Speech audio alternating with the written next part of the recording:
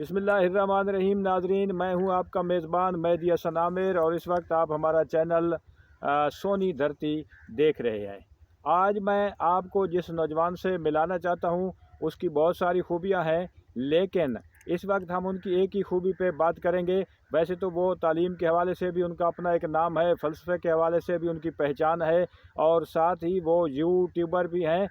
Channels भी उनके आप अक्सर जो है देखते रहते हैं। उनकी शख्सियत जो है मुख्तलिफ़ किस्म की जो है कामयाबियों का एक सिलसिला है। लेकिन आज हम जो बात करेंगे वो है ज़राअत के हवाले से, बाग़ और बाग़बानी के हवाले से।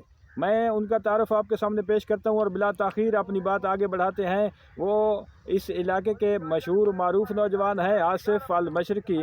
तो मैं उनसे चंद बातें करता हूँ, आपने सुनना है। अगर आप में से कोई हमारा भाई बाग लगाना चाहे तो इस वीडियो को गौर से देखें। आसिफ़ अल मशरक़ी, आपका शुक्रिया, आपने हमें वक्त दिया आपका भी और बहुत शुक्रिया। हमारे लिए वक्त निकाला अपनी मसरूफ़ियात में से।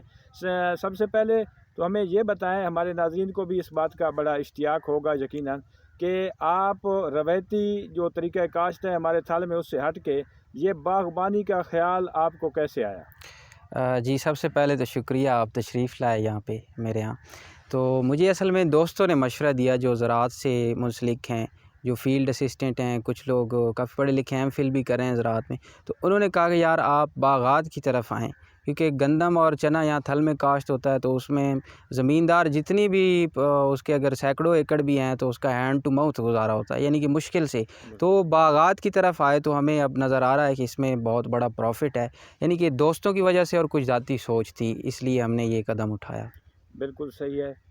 आपने जहाँ ये जो पौधे हमें नज़र आ रहे हैं, ये कहाँ से मंगवाए और इनके अखराजात के बारे में भी अगर कुछ अंदाज़ा आपको याद हो तो आप बता सकते हैं? जी, मैं ज़रूर। ये हमारे मामू हैं, वो सब्ज़ी मंडी लगाते हैं सही, अड्डे पे, तो उन्होंने मंगवा के दिए थे सरगोदा से। उन्होंने सही, सारी इसकी देखभाल की। ये फ़ी पौधा जो है ना, अब ये माली हैसियत के एतबार से आप ले सकते हैं। अगर कोई 2 लाख का ले सकता है, कोई लाख लगाना चाहता है, तो उस हिसाब से होता है। ये फ़ी पौधा जो है 150 का भी मिलता है, सही, 200 का भी मिलता है, 120 का भी मिलता है, 100 का भी मिलता है। तो ये आई थिंक जो है ना 150 वाला हमने पौधा लगाया था। ये 2 एकड़ ज़मीन है नहरी, सही। और 200 पौधे इसमें लगे हुए हैं, तो वो आप कैलकुलेट कर लें बिल्कुल सही। कि जी, अच्छा, एक सवाल मेरे ज़हन में और आ रहा है जी। कि बीमारियाँ जो होती हैं, ख़ास तौर पर ये पौधे को पालना बहुत मुश्किल होता है, जो बाग के हवाले से फलदार पौधे होते हैं। तो बीमारियों के हवाले से अगर थोड़ा-सा हमें गाइडलाइन आप फ़राहम करें, तो हमारे लिए या देखने वालों के लिए आसानी होगी कि कौन-सी बीमारियाँ ज़्यादा नुकसान पहुँचाती हैं और उनका जी। तदारुक कैसे किया जाए? बीमारियों का ये है कि पौधा बिल्कुल आपने ठीक कहा कि बच्चे की तरह होता है, उसको बड़ा करना पड़ता है। और बिल्कुल जो सही। बागात के पौधे होते हैं, जिस तरह अब ये माल्टे की किस्म है फ्रूटर और मौसमी, 100 आई थिंक इसके मौसमी के लगे हुए हैं और 100 जो है फ्रूटर के हमने लगाए थे। तो इसमें देखभाल शुरू में जो हमने लगाए, छोटे-छोटे थे ये पौधे, तो उसकी काफ़ी देखभाल करना पड़ती है, कोरे से बचाना पड़ता है, खाद डालनी पड़ती है, डीएपी और फास्फोरस और नाइट्रोजन। तो ये चीज़ें जो हैं काफ़ी मुश्किल होती है, इसको नीचे से साफ़ करना पड़ता है, मतलब गोडी इसकी करनी पड़ती है। तो यही चीज़ें हैं, इसको कोरे से बचाना पड़ता है। और एक और जो है ना मक्खी होती है एक, अच्छा, अमेरिकन मक्खी, तो लीफ माइनर एक बीमारी होती है, उसके लिए आप किसी भी ज़राअत वाले के पास जाएँगे, तो वो आपको उस हवाले से आप बताएँगे कि ये सूरत हाल है, या तस्वीर लेके चले जाएँगे उसके पास, तो वो आपको उसके हवाले से स्प्रे फ़राहम कर देते हैं। अब तक जो जी, पौधे आपके तैयार हुए हैं या जो आपने 2 साल या 3 साल की मेहनत की है, जी। उससे आप मुतमईन हैं? आप क्या समझते हैं कि ये इसमें बिल्कुल सही इनकी बढ़ोतरी जो जहाँ तक पहुँची है, हुई है, ये ठीक हुई है? जी, बिल्कुल, ये बेहतरीन है पौधे। ये 3 साल के पौधे हैं। अच्छा, 3 साल के। जी, 3 साल इनको ये हो चुका नाज़रीन, है। आपको ये पौधा भी नज़र आ रहा है। आसिफ़ जी, अल मशकी ने बहुत अच्छी तरह आपको बताया है। ये 3 साल के है और माशाल्लाह ये हमारे कद से जो है जी।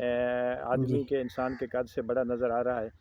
अच्छा, इसका आमदन के हवाले से अगर आखिरी जो सवाल के तौर पर आप हमें गाइड कर सकें कि कितनी आमदन हो सकती है या जी, कितनी जी। हम हासिल कर ये सकते हैं? 2 एकड़ में है और हम सोच रहे हैं कि इसको ना 8 एकड़ में मज़ीद जो है ना आगे फैलाएँ इस अच्छा, बाग को। यानी बढ़ाया हमारे जाए पास इसे। जी, हमारे पास ज़मीन काफ़ी सारी है, तो इसमें बढ़ाएँगे। इसकी आमदन काफ़ी है। मतलब कि फ़ी एकड़ आप आसानी से 5 लाख का जा सकता है अगर पौधा अच्छा हो। तो ये इसमें अब ये देखें ना, ये थोड़े जले हुए हैं, कोरा लगता रहा इनको, बिल्कुल सही। और मक्खी का भी हमला है। तो बिल्कुल। स्प्रे हमने किया है, मज़ीद इस पे स्प्रे की ज़रूरत महसूस हो रही है तो इसको स्प्रे करेंगे। अब ये फल देने को तैयार है, मतलब ये फल देगा अगले साल जो है ना, इसका फल हम बेचेंगे इंशाल्लाह। ये इंशाल्लाह। जवान हो चुके हैं पौधे, तो इंशाल्लाह। इसमें कोई मुश्किल नहीं है। जो लोग जिनके पास ज़मीन है वो रवायती गंदम, चने और इन चीज़ों से हट के बागात की तरफ आएँ। माल्टे का लगाएं, किन्नू का लगाएं, इसका फ्रूटर लगाएं। अच्छा, इसके अलावा जो है नींबू का लगाएं और अमरूद का लगाएं। तो थल इलाका में ये चीज़ें बहुत ज़रूरी हैं, ताकि एक जो है आप कह लें रवायती फ़सल से हट के कुछ जो है इस तरफ काश्तकार सोचें तो काफ़ी मुनाफा है इसमें। अच्छा, आप अपने देखने वालों को आखिर पे कोई पैगाम देना चाहें तो मेरा यही पैगाम है कि रवायती फ़सल से हट के आएँ थोड़ा। हमारे बुज़ुर्गों ने भी यही रवायती फ़सल की है, तो उसमें कुछ भी नहीं बचता। जो ज़मींदार हैं, बड़े ज़मींदार हैं यहाँ पे, उनकी ज़मीनें ऐसे ही पड़ी हैं, आप भी जानते होंगे। तो उनको चाहिए कि वो बागात की तरफ आएँ, ताकि एक तो मुल्की जो मुआशी सिस्टम है उसको भी कुछ बाहर मारा जाए। जैसे किन्नू जाता है तो ज़्यादा लगेगा तो ज़्यादा जाएगा, मतलब जो है ना मुल्की इकॉनमी को भी ज़्यादा इससे फ़ायदा होगा। फ़ायदा होगा। दूसरा ये है कि ज़मीन में आप बागात लगा दें। अब ये बाग लगा हुआ है तो इसमें आप बाकी कुछ भी काश्त कर सकते हैं। अब मैंने ये बाग लगा हुआ 2 एकड़ में, इसमें हल चलवाए हैं, तो अब ये 15 तारीख को मैं इसमें तरबूज लगा दूंगा। अच्छा। मतलब रवायती फ़सल जो, अब गंदम तो 6 माह के लिए खड़ी हो गई, बिल्कुल। उसमें तो आप कुछ भी नहीं लगा सकते। बिल्कुल। बागात का ये है कि बागात की भी आमदन होगी और उसमें आप मज़ीद फ़सल भी उगा सकते हैं। कद्दू लगा लें, करेला लगा लें, तो इन अच्छा। चीज़ों का रेट हाई होता है। बिल्कुल सही है। आप जी। ये कहना चाहते हैं कि ज़मीन जो है वो सिर्फ़ बाग के लिए फ़िक्स नहीं हो जाती, उसमें आप इज़ाफ़ी चीज़ें भी काश्त कर सकते हैं। जी, बिल्कुल आप कर सकते हैं। कोई भी बिल्कुल चीज़ आप सही। काश्त कर सकते हैं, जिससे बाग को नुकसान ना हो। शुरू-शुरू में जो 2 से 3 साल होते हैं ना, उसमें बाग को कोशिश करनी चाहिए कुछ जैसे बाजरा हो गया, गंदम हो गई, इन चीज़ों को काश्त नहीं करना चाहिए। सब्ज़ियात आप काश्त कर सकते हैं, टनल फार्मिंग कर सकते हैं, कद्दू लगा सकते हैं, ओपन में करेला लगा सकते हैं। अब तरबूज़ हम लगाएँगे तो उससे कोई फ़र्क नहीं पड़ता, वो अर्निंग ही होती है। ज़मीन को नुकसान या बाग के पौधों को नुकसान नहीं पहुँचता। जी, बिल्कुल।